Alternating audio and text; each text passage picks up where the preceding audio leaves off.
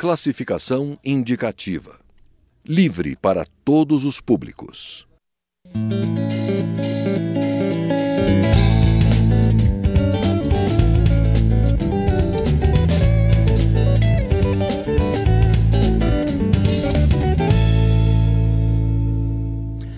O deputado Chico Alencar, do PSOL do Rio de Janeiro, foi absolvido por unanimidade da representação contra ele, movida pelo deputado Paulinho da Força, de Solidariedade de São Paulo, por supostas irregularidades na prestação de contas da campanha de Chico. O líder do PSOL, que terminou recebendo homenagens até dos adversários do Conselho de Ética, tem se destacado por uma posição muito específica adotada pelo seu partido em relação ao impeachment. Ele considera o governo Dilma indefensável, mas condena a forma como o processo do impedimento da presidente está sendo conduzido. Para fazer um balanço de sua atuação parlamentar no ano que termina, o Palavra Aberta recebe o deputado Chico Alencar, do PSOL do Rio de Janeiro. Deputado, nós estamos gravando esse programa num momento extremamente conturbado da vida brasileira. Será que essa conturbação vai invadir 2016? O senhor tem alguma expectativa de quando estaremos mais tranquilos no Brasil? Não tão já, Paulo. Eu tenho certeza que 2015, nesse sentido de acontecimentos mais marcantes, será o ano que não acabará tão cedo, vai desbordar para 2016. É um novo 1968? Num sentido contrário. Né? Zeni Ventura vai ter que escrever tudo outra vez. Meu querido amigo, de quem sou fã também, o velho Zuenir, Mestre Zu, ele falou de um ano que eclodiu uma série de movimentos, uma maré na juventude, não só no Brasil como no mundo, na França em especial, e que de qualquer maneira contaminou os regimes para abri-los ainda mais. Não houve a revolução esperada por alguns, mas houve uma evolução republicana em muitas partes do mundo. A custo de sofrimento, dor, mortes, né? As mobilizações de rua sempre incomodam os sistemas que, por natureza, são mais rígidos. As barricadas da Sorbonne. As barricadas do sonho, né? Só descansarei quando o último dos capitalistas for enforcado com as tripas dos últimos, o último dos stalinistas, enfim. Agora é um movimento diferente. Tem uma onda conservadora no mundo, de fundamentalismo, vide a vitória da ultradireita nas eleições municipais da França. E mesmo na nossa América Latina, o kirchnerismo, com todas as suas mazelas, que não eram poucas, perdeu para um candidato mais conservador, evidentemente. O chavismo na Venezuela sofreu uma derrota profunda nas eleições parlamentares. E por aí vai. No Brasil, a gente vê também que as forças conservadoras estão muito animadas e entraram aqui no Congresso, especialmente na Câmara, com a sua pauta, o que é legítimo na disputa. Nem tudo avançou como eles queriam, mas a gente está vivendo uma profunda crise. Aliás, a crise no Brasil é ambiental e o símbolo trágico é o Vale do Rio Doce, né? Oceânica essa crise, e tem responsabilidades, a exploração mineradora sem critérios, controles, a ambição, a sanha do lucro. Nós temos a crise econômica, né? Infelizmente o desemprego está crescendo, há quem diga que temos 6 mil perdas de empregos com carteira assinada por dia, temos uma inflação que chegou a 2 dígitos, temos a desindustrialização, ou pelo menos a paralisia das indústrias. Tem a ver sempre com a conjuntura internacional. Nós ficamos muito aferrados às commodities. Olha, o preço do petróleo está 1/3 do que já foi.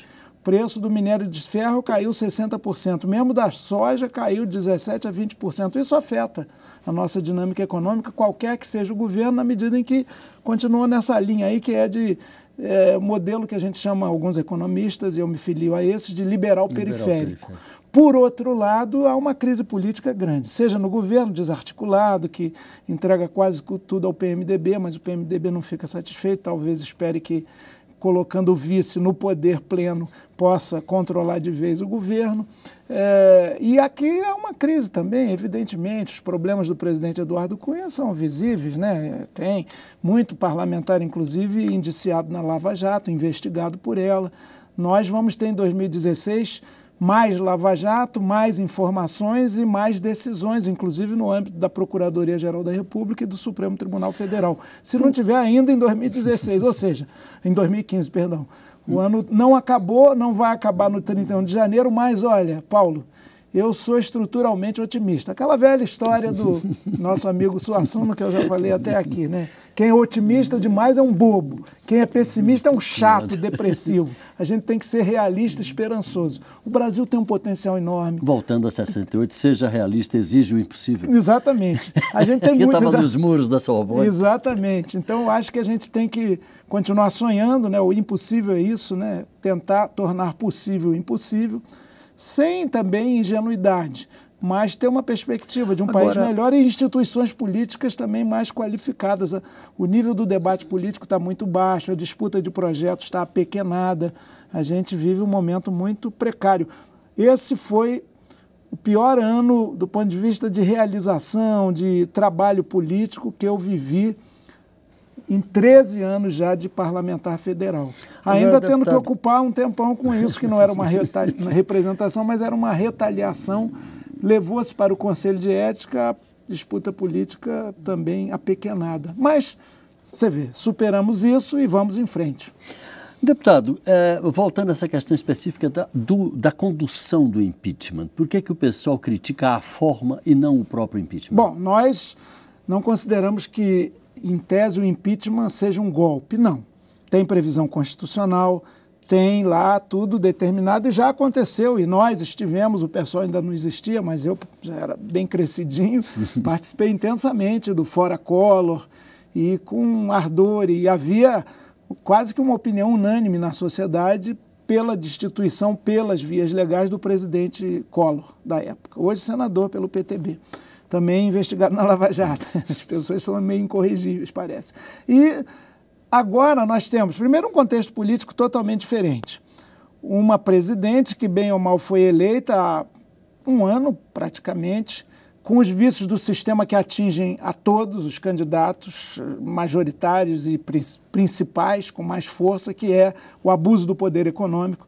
Essas empreiteiras aí da Lava Jato doaram para os principais candidatos, a presidente, a governador, quer dizer, está todo mundo se beneficiando daquela caixinha generosa que tinha a ver com recursos da Petrobras, como se vê agora. Então, apesar de tudo, conquistar a eleição para cargos majoritários no Brasil foi uma luta dura da minha geração, muito valiosa. Portanto, o impeachment tem que ser usado como instrumento constitucional em casos muito especiais, com muito critério.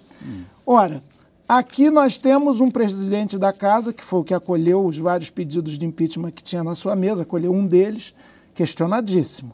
Isso já tira um pouco a legitimidade do processo. Segundo, os métodos, a reunião plenária da Câmara para eleger a comissão especial... Foi contestada pelo fato de ter sido votação secreta. E não só isso, foi atípica, porque foi uma sessão, nunca vi isso, em que os parlamentares não puderam falar. Eu vou te confessar uma coisa aqui, eu pedi ao presidente Cunha para usar o tempo de líder. Ele falou, não pode, ninguém vai falar nessa sessão. Como assim? E eu ia fazer uma própria proposta de conciliação, como é um pouco do meu temperamento. Já que tem as urnas instaladas aí desde o fim de semana, disseram que foi decidido no Colégio de Líderes na terça-feira, na segunda-feira, e que parte dos líderes saiu fora, não concordou com isso. Então não foi unanimidade nem de longe. Mas vamos fazer o seguinte, quem quiser votar secreto, com a cortininha fechada, que o faça. Agora, quem tem como princípio o voto aberto, e é o nosso caso, não pode fechar a cortina. Vai lá e usa a máquina que todo mundo quiser ver. Nós fizemos assim, inclusive nós do PSOL. Mas essa proposta que eu acho que evitaria quebra-quebra, cabeçada, tumulto, que degrada a própria imagem da Câmara como um todo, poderia ter sido evitada, mas não. E aí o voto secreto também. Nós temos convicção, e talvez isso tenha orientado a decisão do ministro Fachin, do STF, de cancelar, suspender o processo aí relativo ao impeachment. Voto secreto é exceção. A regra, quem diz isso, inclusive, é o ex-ministro Aires Brito, ex-presidente do Supremo, a regra é o voto aberto no parlamento. A exceção tem que estar configurada na Constituição, os casos do voto secreto. Eleição para comissão especial de pedido de impeachment não está configurada na Constituição para ser voto secreto. No mínimo é omisso.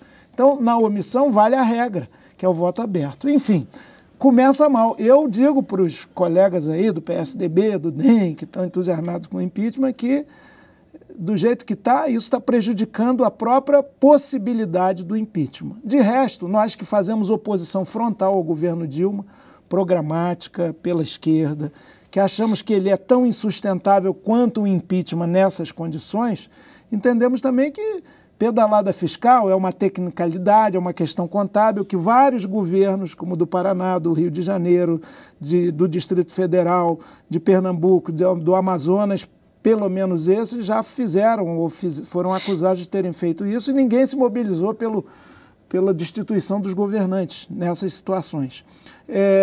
No caso, a pedalada então, sob esse aspecto, a acusação seria frágil. Nosso entendimento, como aliás nosso e de Dalmo Dall'Are, de Fábio Conder Comparato e de uma centena de juristas de muita qualificação, também eleger presidente, governante eleito, por pior que seja, impopularidade não é razão para impeachment, e isso a Dilma tem de sobra, né? Esse tipo de procedimento está desajustado. Então nós vamos ver... Ainda se tivéssemos um processo de recall no Brasil, mas não temos, infelizmente. Nós que é aquela possibilidade de fazer uma votação destituindo um referendo ao contrário. Revogatório. Quando um governo está muito em crise, você chama a população para decidir. Nós aventamos essa possibilidade nas discussões da reforma política. Eu fui da comissão especial. Foi rejeitado liminarmente. Não, nem pensar, muita confusão e tal. Então, o impeachment é uma medida extrema, é o processo, é o ato mais agudo da nossa ordem constitucional, que deve ser utilizado com muito critério. Não nos parece até aqui que esse caso comporte isso. Mesmo a Lava Jato, a Dilma não está indiciada, pode vir a ser, mas aí seria outra petição, outra situação. Então vamos com calma. E olha, caso esse impeachment não passe, a Dilma terá a terceira oportunidade para começar o seu segundo governo. De novo. Espero que não desperdice. Eu não tenho nenhuma ilusão. Ela faz no governo o contrário do que proclamou, sobretudo no segundo turno da campanha. Tem um elemento de estelionato eleitoral aí, sim. Também não é razão para impeachment. Vamos também cumprir o calendário. Esse ano que vem, né? Está chegando, tem eleições municipais, que já são sempre, de alguma maneira, um balanço e uma aferição das forças que estão no poder nacional. Eu suspeito que o PT terá uma derrota muito pesada, cachapante, e dali a 2 anos temos as eleições presidenciais com novas regras. A reforminha política, ela alterou algumas coisas, mas o mais importante... Você pode votar uma outra reforma, já se fala disso. Até pode, mas olha... sob a égide já as eleições municipais de 2016, de algo extremamente importante. Isso é um ponto positivo desse ano duro. Deputado. Fim do financiamento empresarial das campanhas, decidido pelo STF. Vamos ver como é que a turma que vive com campanha no dinheiro e não nas ideias, o tamanho do bolso e não do cérebro, vai se virar nisso. Uma frase, porque o tempo esgotou, para definir como foi a sua atuação parlamentar durante este ano. Sofrida e resiliente, ou seja, teimosa. Teimosa, reagindo sempre. Deputado Chico Alencar, muito obrigado pela sua participação aqui com a gente. Obrigado, Paulo. Tenha boas festas e um feliz 2016. Para todos nós, se Deus quiser, Ele quer. Um grande abraço a você de casa, obrigado pela audiência e até a próxima.